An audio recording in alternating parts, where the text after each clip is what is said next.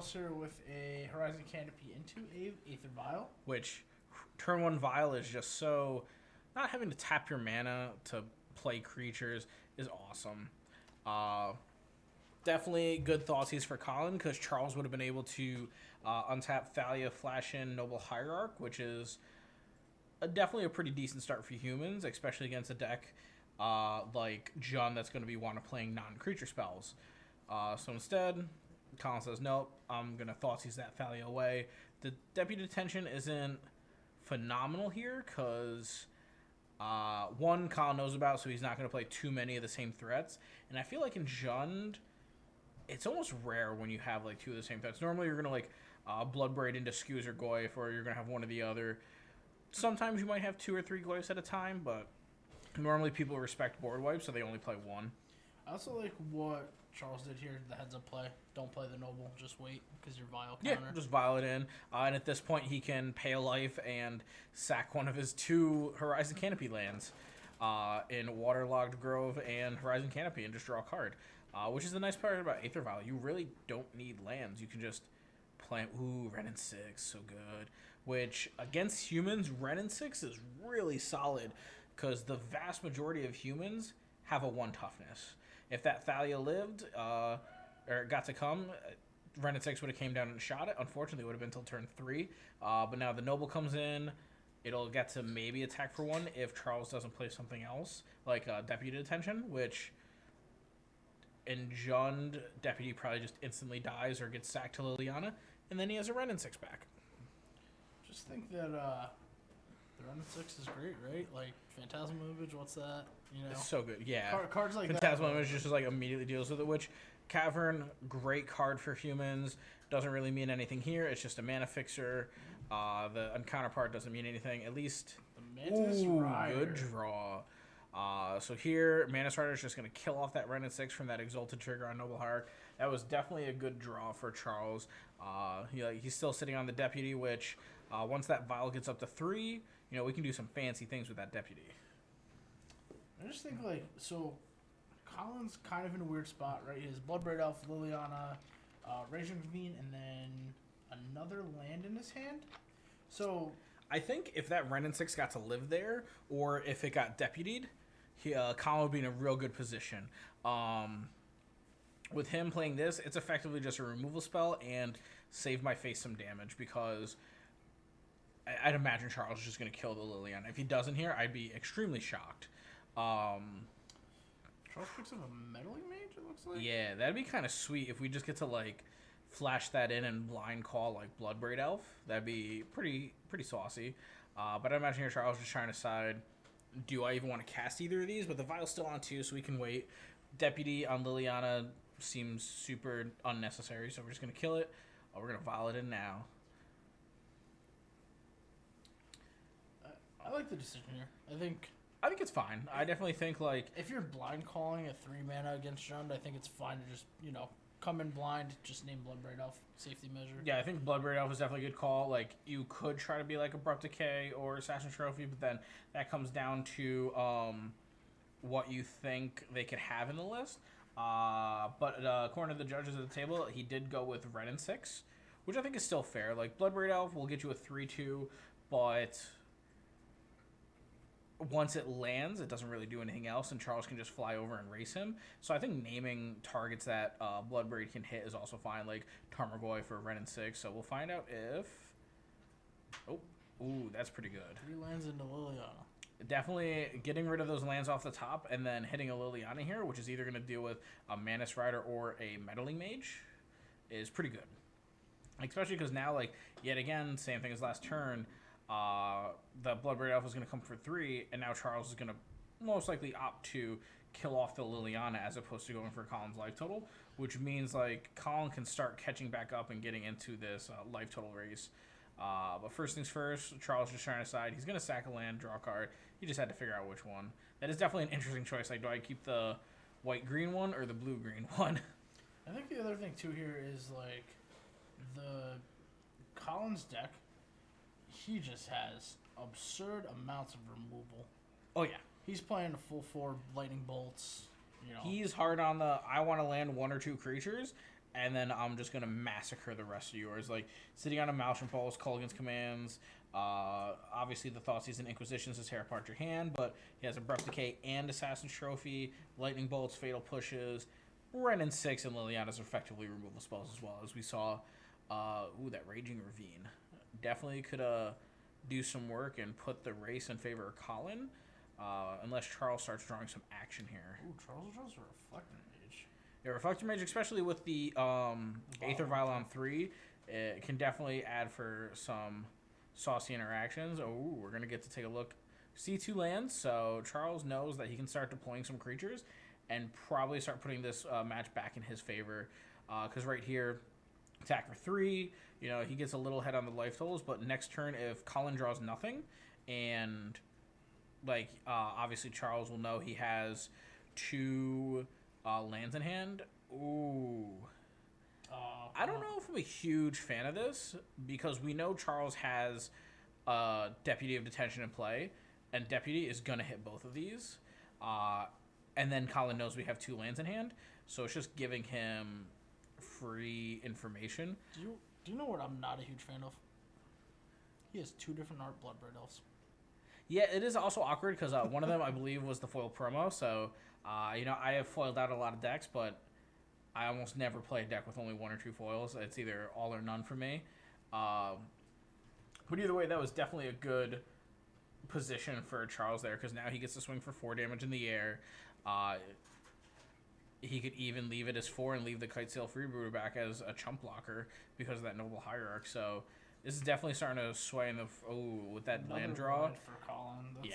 So even here, like, he animates Raging Ravine. Now we just get to, like, Reflector Mage one of these 2 cards. And then you just throw the Kitesail Freebooter under the other one. And, yeah, I think that's going to be the end of this. Because he can even just take this hit from Tarmogoyf. He's even counting because he probably just doesn't care. And Charles just flies over top, so... Oh, it doesn't even need to fly over top.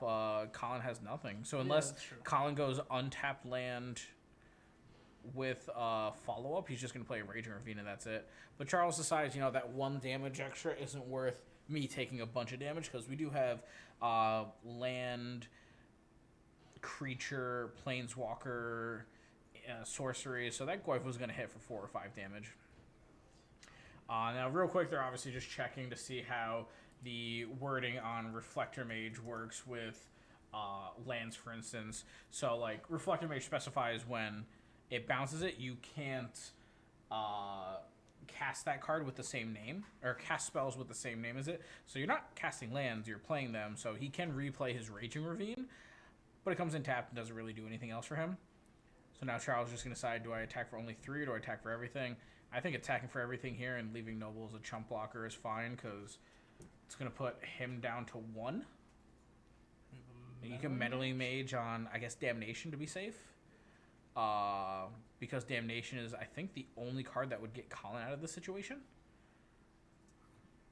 Because there's too many creatures on the ground. And... even killing the 1 flyer wouldn't be good enough. So yeah, Damnation I think is the only card that gets there. So if I was Charles, I probably would have named Damnation. We might never know what he named. But we're going to go to sideboards here for game 2.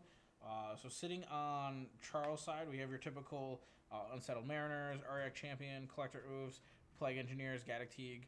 All just... The Ariak Champion's great. Yeah, like, you're going up against Burn, you gain some life. Oh, you're going up against a racing match like here, you gain some more life. Unsettled Mariner keeps you from a deck that's heavy, like Collin and spot removal. Unsettled Mariner is a pretty good sideboard card. I liked that card when it first got printed, primarily because it's a changeling, so I put it in my bear deck. But with it being almost like Thalia, another taxing spell, but the difference is it counters it. So that's pretty big for them. Plague Engineers, probably not good enough. Like, you name Bloodbraid Elf or Tarmogoyf creature type, and that doesn't really do anything. So I couldn't see him bringing in the Plague Engineers. Collector Oofs don't do anything. Gaddock Teague almost everything in Collin's deck is like 3 or less minus Bloodbraid Elf with no X. So Gaddock T doesn't seem great, but I still like the Unsettled Mariners just because it's another like effectively Thalia in their deck. Whereas over on Collin's side, So I'm a super big fan of this, right? He has three Fulminator, 1 Vraska Golgari Queen. that's sweet. Draw some cards, sack a couple things. Whereas on the other hand, he's got Plague Engineers. He's got that 2. I like in this one. Not only does he have 1, he has 2. So if he can somehow land both of those, Charles pretty much can't play anything. But even then, there are a lot of like I mentioned in the first game, there's a lot of 1 toughness humans that Plague Engineer will just destroy. And on top of that, it'll hit all of, if not 95% of Charles's creatures. Whereas on Charles's side, Plague Engineer will only hit like 1, maybe 2 creatures if Bloodbraid and Tireless Tracker share a creature type. But Plague Engineer against humans, real good. Collect Roof yet again in another green deck. Doesn't do anything here. Another Spellbomb. We finally see some graveyard hate. But I couldn't imagine he would want that against humans. Collective Brutality, pretty strong because it's not only going to drain and gain, but if you wanted to take a look at their hand, you could, but it also is just going to kill a creature because that neg 2 should kill everything in Charles's deck except for Manus Rider. Yep, sounds about right. And Reflector Mage. But once Reflector Mage lands, I don't think you really care for it anymore. We have an Abrade. Braid's not horrible. If he wants another spot removal spell, he can bring that in, but he already has a tons. Kalidas, Trader of Get, I think, is fine because he's going to have tons of spot removal, and if they ever make trades, Kalidas will just replace Collin's board state with 2/2 zombies, and it's a lifelinker, so it can like really help win that race. Let's pull that one up. That's one we haven't seen in a while. It's a card that usually get played very often all the time. That is a card that in Standard was insane. It was definitely one of the best cards in Standard, I think, of its time. And it creeps in and out of Modern. I think when players don't want to play like Rest in Peace or Leyline of Void, they just go for Kalidas. Because not only is it going to deal with your opponent's creatures by exiling them, it gives you a 2/2. I don't think he gets as much respect as he deserves. I think just him being a 4-drop is what like deters people from playing him. But if I played like a black creature deck like Jund, I would definitely want 1 or 2 of these in my sideboard because I think he's sick. Well, I know like when this card first came out, a lot of like local players to where I'm from in Kingston that were playing Jund were playing this card. Oh yeah, it was just that good. Card was sick. And then for a while, it just disappeared. Yeah. And then now it goes in and out. It's one of those ones. It's like how we talked about Spellsnare earlier. It's like comes in and out of Modern. I think it's one of those things that if you think Dredge is insane, you might be going for a Leyline because Kalidas can be dealt with, but I do like seeing it in Collin's sideboard. And then here he turn 1 Inquisition, takes the Noble, because I'm assuming that means Collin probably has another hand disruption spell, and we'll just take away more things. Ooh, that top deck Champion of Perish. The cool thing about this is it just straight up dice the Fatal Push. Oh yeah. Everything in Charles's deck, I think it yet again excluding Mantis Rider and Deputy Detention, just dies to Fatal Push. Fatal Push real good against humans.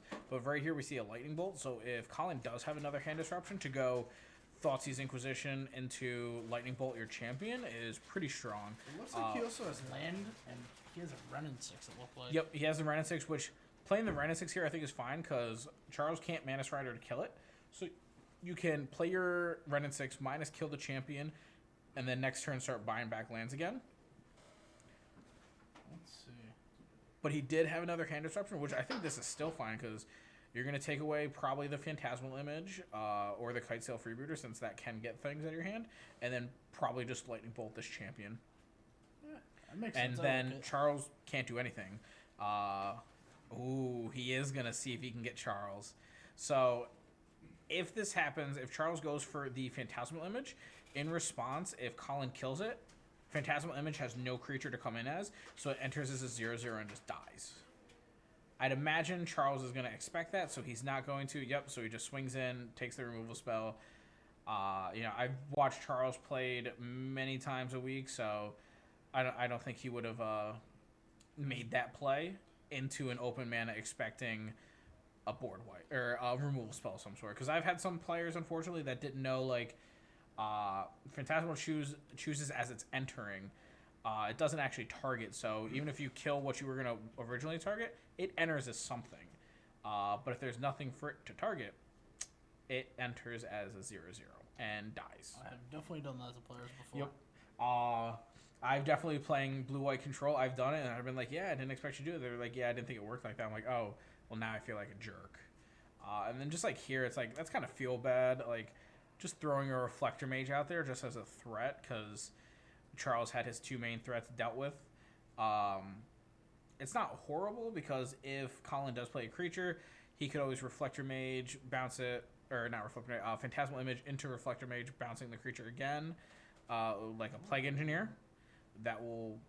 that's not even... card. It's definitely a great sideboard card, but it's like right here, it's like Phantasmal Imaging on Reflector to bounce that. It's just like, you're just kind of time walking for 1 point, so that's like, so far not looking great for Charles unless he hits like a Mana Strider, because there's a Thalia's Lieutenant in his hand that immediately dies.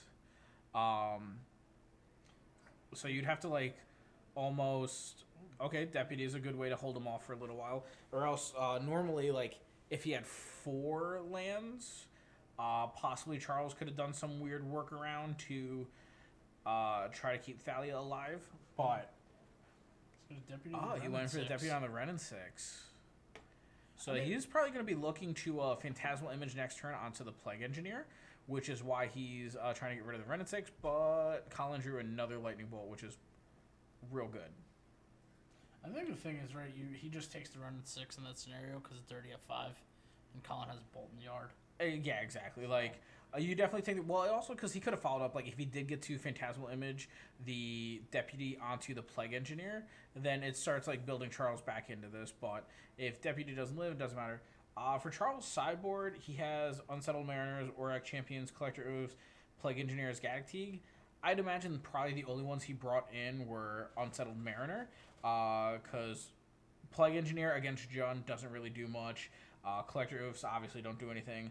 Aurak Champion, I don't think you're at a life total race like Burn where it's relevant enough. Like, your creatures can just outclass his, so you don't need that life gain. Gaddock only hits Bloodbraid Elf, which I just don't think is good enough. Whereas Unsettled Mariner, being a 2-drop creature, a 2-drop human, and taxing your opponent's Jund a million spot removal decks is pretty good. We'll find out if we ever see a Unsettled Mariner get played or one of the sideboard cards. But as of right now, those are the assumptions I have for his deck. Which actually, I think there's an Unsettled Mariner in his hand. Definitely one. So, yeah, that's not great, though, because you would have liked a 4th land there to try to play 2 creatures here, because that Reflector Mage can't do anything. Like, it can't block the Goyf, because the Goyf is just too big, it just dies. Plague Engineer, because of its neg1, will just kill the Reflector Mage as well. So here we just have to play 1 creature, bounce it, and like hope that's good enough.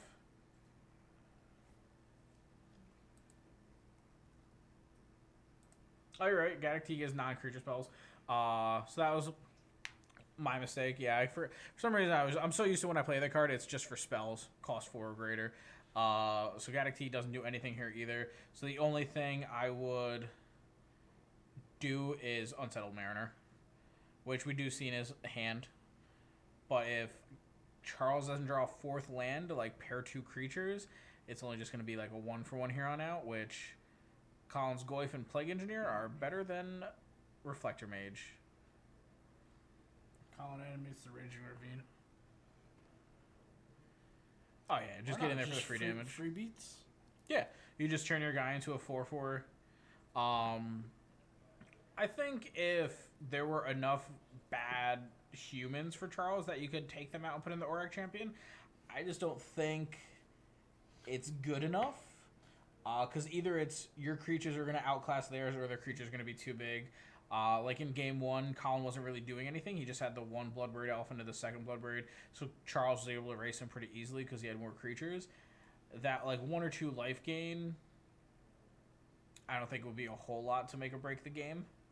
I think it's going to be a situation like this where Collin can just kind of do whatever he wants because he has tons of lands to Charles' 3 with no Aether Vial, so he can't do combat tricks, can't play 2 creatures. He has to just like slowly but steadily try to pull this game back. And like next turn, Collin gets to play his land, so he can animate Raging Ravine and play a Tarmogoyf to an 0-2, an 0-2, and a 1-1 because of Plague Engineer. I think it's the other thing too, right? Like, you're not boarding an Oriok champion knowing that Jund has Plague Engineer, because it's just gonna, like, you know, once Plague Engineer hits the field, the Oriok champion's just kind of gone. So. Exactly. Like, at least the nice part about it is right here is if Collin wants to kill the Unsettled Mariner, Unsettled Mariner does specify target spell or ability, so Collin would have to pay 1 for the Ren and 6, but having all the lands, I don't even think like that 1 will be that taxing on him. If anything, it'll be taxing because it means he wouldn't be able to play his Goyf main phase 2, which he's going to. Which I think that's fair. It's either you play a Goyf or you kill the Unsettled Mariner before the Unsettled Mariner gets too big. And he's just going to not go for the Raging Ravine attack. He's just going to deploy out some more creatures. And then next turn, he can get in for quite a bit of damage, forcing Charles to block with his Reflector Mages. Also, it looked like, yeah, Collin just has an Assassin Trophy, so he can wait, see if Charles finally plays, like, a big threat. If not, kill it, swing in for at least 3, 4, 5, 9 to 10 damage. Yeah, because Goyf be big. Well, that's the thing, right? Like, at this point, if you're playing Goyf, you're just, I'm taking over. I'm trying to close out. Yep. You know, right away. Yeah, you're just going to try to finish this game off. You're like, okay, this is big beats. Your O2s are doing nothing. The rest of your creatures enter in and die, excluding Mana Strider. Which Collin still knows Charles has the Phantasmal Image, but the Phantasmal Image is just not great in this scenario. It's effectively just another Reflector Mage. Whew. Inquisition. Nope. And Charles is just going to go, nope, I can't do anything now. I'd imagine Charles might have had something there. Like, we know he had Thalia's Lieutenant of Phantasmal Image. Maybe he had another card that could get him back into it, but he's just not going to bother. He's just going to go to a game 3. That's, like, my one thing with decks like these, especially, like, humans. You can't really necessarily afford to have too many spells. If you do in your sideboard or things like that, it's just like the mana base between the Ancient Ziggurats, you know, the Unclaimed Territories and Caverns. It's just like, you know, the deck, at one point in time, I don't think it is what it was. Correct. Like, it's still very, very good, and it's, you know, a very solid deck. But when you have, I think when you have these decks that are just like mass removal coming back, I know there was like some Jeskai up in the room, there's a couple of John, things like that. It's, you know, when they're picking you off spell by spell, like, how are you combating that? Yeah, especially here, like, I think humans just turned into, they want their creatures to be their spells. So normally their creatures would, like, try to outclass them by bouncing them and then swinging in the air. There, just Collin being on the play from turn 1 was able to just manipulate and form this game to be exactly what he wanted, which was OW. Charles just kind of, you know, got a little clunky. He got his Noble dealt with, then his turn 2 Champion to Perish. That way the Phantasmal Image did nothing. And then Reflector Mage you really like to save for when you can, like, almost Alpha Strike and win. In those scenarios, he was just playing him as a, like, lifeline, trying to survive another turn. I think the other thing, too, is, like, Collin drew the right half of his deck this last game. Yep. Like, he didn't draw the extra lands or things. He just kept drawing spell into spell. Exactly. And all of his lands were probably coming off, like, were pretty much coming off of Ren and 6. So that's the nice part about Ren and 6 is you can finally have, like, everything you want. Not only are you getting to draw your spells, but you can keep playing your lands because Ren and 6 is going to keep buying them back. You know what's funny about Jund now? There's no more Bob. Dark Confidant is just not a thing anymore. Yeah, it's sad. Card's great. Card's still great. Just card's phenomenal. It makes me sad that it doesn't get played. Ooh, Catskill Freebooter on the turn 2. So we definitely have a slower start for Collin here. He did have the turn 1 Fatal Push for the Noble, which is nice. So here he was looking to do like your typical old school curve of turn 1 play, turn 2 Goyf, turn 3 probably Maelstrom pull something on your board, attack in, turn 4 Bloodbraid Elf. Got a little disrupted with that Maelstrom Pulse, but I think Collin is still in good position because you have Creature and Instant in here, and you're not going up against Lightning Bolt, so you can jam out a 2/3 Qualifer once. Just like the fact that Collin, he's got the Vraska. Yeah, that's sweet. I think he's cool. Like I'm not shocked Vraska came in.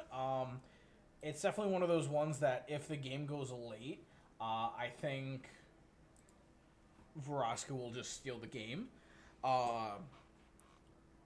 And this is like the type of deck that if you're going late, like she can deal with the flyers by destroying things, especially with it being converted mana cost 3 or less.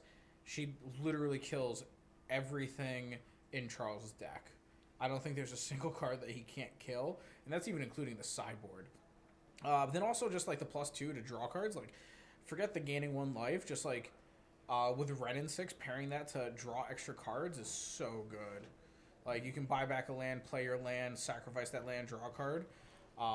Can be real helpful in this matchup where you're like depleting your hand to deplete theirs. But you know, Charles gets to kind of like twist the knife a little bit, go for 1 here, go for 1 here, or 2 now because he has the double Kitesail Freebooters. But if Collin can find a way to, you know, just ping off one of these flyers and get back the Vraska or the Maelstrom Pulse, he can definitely get back into this. Really like Charles's position here. Like, it's real weird, right? So we know that Collin has Bloodbraid. Yep. But Thalia's on the battlefield, so that's why he didn't play it. Just like, need that extra land if he hits a spell. Yeah, for sure. So. And then like having the Mana Strider is exactly what he wanted here because you get to get in for the 5 damage. The race is definitely in Collin's favor, but it'll just take 1 removal spell because you get the other one back from the Kitesail Freebooter, and then you can kind of try to keep like getting back into this game. If he doesn't hit a removal spell here and takes like another 5 going to 7, that's where it'll start getting a little more difficult for Collin. But also, it's awkward because you can't even play your Bloodbraid on 4 because if you manage to hit a non-creature spell, you're not getting it. So you have to hit an untapped land here, which then you can jam a Bloodbraid and hope to hit a removal spell off of it. If you hit like another Goyf or like Inquisition or Thoughtseize, then that's like not what you want to see, but that also can happen. Oh, that was such a good hit there. You name humans, you get rid of Thalia, your Kitesail Freebooters can't attack anymore, and Mana Strider's only 2 damage now. That honestly was probably the perfect draw for Bloodbraid Elf. I wasn't even considering that because since there's only 2, the odds of you hitting it over anything else is not great. But that was definitely a good hit for Collin. Yeah, that's real big. Collin's going to go in and get the beats with the Bloodbraid Elf and the Goyf. Yeah, because you either trade off your Mana Strider with the Bloodbraid Elf or you just throw it under the bus to Tarmogoyf. So definitely I think you can just take the damage here and start attacking. Let's see. Yeah, he has the Reflector, but even if he Reflectors it, like, it's still a race. Like, he needs to, like, almost back-to-back Reflector Mage to get in for 5/5, and then Collin's still at 2. Even though, like, it's still, I think Charles can have it, if Collin draws a removal spell here, I think it actually just goes to Collin. That's the fun part about Magic. You just never know until it happens. Because even here, we got, Plague Engineer on 3, so, and there's the Lightning Bolt. So you can even if you wanted to here, you could Plague Engineer, kill the Kitesail Freebooter to get the Maelstrom Pulse back, but you're going to take a free 2 damage there. If not 4 if he has another Reflector Mage. But either way, either Mana Strider or Kitesail Freebooter is dying here. Ooh, he wants that Vraska. Ooh, I like that. Because now we're going to just minus Vraska, kill off the Mana Strider. Yup. Which now forces Charles to either kill the Vraska next turn or attack in for 1 damage. That Lightning Bolt, real strong. Then we get to just turn this Goyf sideways. And definitely know that Collin is... Oh, you're no right. slouch. Reflector Mage, can't cast Engineer. That's fair. Either way, I think it was like no matter what Collin did, it was going to be a good turn for him. Either you kill one of the Kite Sails and kill the Mana Strider, and then you have someone on top of it, or you kill the Manus Rider. Charles draws late game Vile. That's rough. Yeah, drawing Vile after like turn 3 is just like the worst feeling in the world, because it's just never gonna be there relevant. Like if you cast it now, it's gonna be 2 turns before it's relevant. And by then you could have just cast your spells. Drawing that Vile is good for Liliana. That's about it. You can discard it to Liliana, so you don't have to discard one of your other spells. Champion is not horrible, but if he doesn't have anything to pair with it, then Champion just immediately dies to that Plague Engineer. This is definitely an awkward position for Charles. It's definitely been a swingy game. Like, I felt it was definitely heavily in Charles' favor, and then it is... Oh, he did decide to bring the Plague Engineer in. That's interesting. I don't know if I'm a huge fan for the human side, because like I said... What are you naming, right? Like, there's so many different things out of John's... Exactly. Like, I feel like if you're lucky, like, by bringing in the Plague Engineer, you name... So, yeah, he went with Elf. So that turns Blood Red Elf into 2/1s. Which is fine, I suppose. It is a Death Touch defender, so it can trade with the Goyf. It's not bad, but I feel like... I don't know what I would want to take out for it. I like a lot of the creatures in humans, which is why humans is humans. So I feel like just taking out a random one of these creatures just to put in a Death Toucher, that's a 3-drop. So really you're getting a 3-drop 2/2 Death Toucher against them. It's not feel great. Especially because if we did see the Unsettled Mariners, so that means he brought in Unsettled Mariners and Plague Engineers. So that's a pretty big amount of cuts from humans. So I'm really curious of what Charles cut then. Was another Reflector Mage? I think just like... Oh, without that Manus Rider, that Reflector Mage doesn't do like anything for Charles right now. If anything, he can play Champion. Oh no, he can't even play Champion now. Because I thought last turn maybe, we Champion Reflector Mage into our Tarmogoyf to make our Champion so it doesn't die. But we went with the Plague Engineer, because at least that is gunking up the board, and it's going to keep the Tarmogoyf at bay for now. So maybe Charles can get lucky and get in there with the Kitesail Freebooter for the win, but this is... Unless Charles draws like another Manus Rider or, a bigger creature than a Reflector Mage...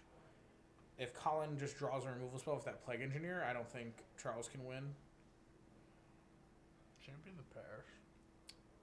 Yeah, it's not bad, because, like, it can't die to the Plague Engineer, so it gives Charles a turn to draw a human. But with only having the Vile in play, taking that 1 point of damage to play a champion to then hope to draw a creature, which your deck is all creatures, you should hit it. If you just, like, whiff and you kind of just, like, threw your champion to death for no reason is a feel-bad moment, for sure. Collin drew Liliana the Veil. Liliana's not bad here. Like, it'll get rid of one of the Reflector Mages on the ground, because unless he feels like plussing to get rid of the land in his hand, because he's obviously not going to get rid of the Plague Engineer. Oh, there you go. I guess that works as well. Like, you can just get rid of the champion just in case you don't draw the creature. I almost feel like taking a gamble there and getting rid of the Reflector Mage and hope my champion lives as a 1/1 and then just keeps getting bigger and bigger and can outclass a Tarmogoyf in this, like, gunked up board state. Whereas here, you're probably just going to jam your Noble Hierarch and your Aether Vial, because why not? Unless you draw something off of here. Oh, is that a champion?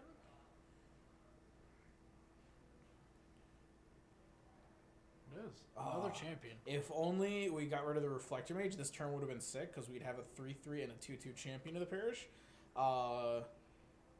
But I also understand why he got rid of the champion over the Reflector Mage, because if he didn't hit anything there, it would have been unfortunate. But he did have 2 draws between the Horizon Canopy and the turn.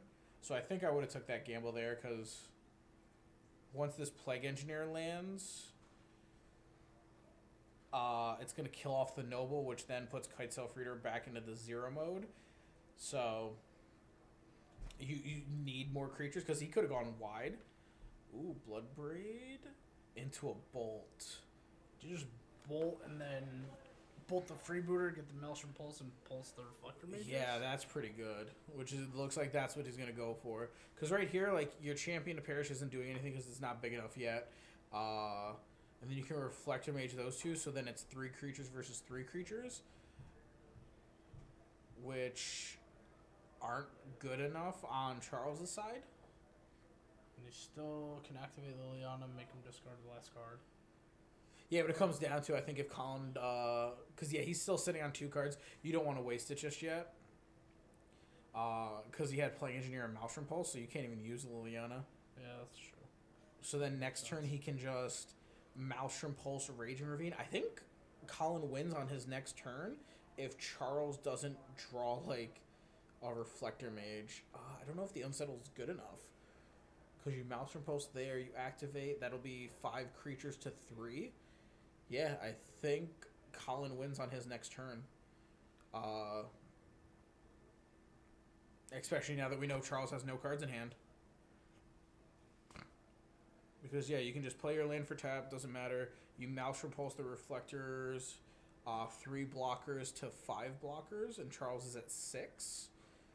So you have 2 damage, 2 damage, 4/4. He has to block Bloodbraid, Goyf. I think Charles would go to 2. So we're just shy of Alpha striking right here. So close. But yet, so far away.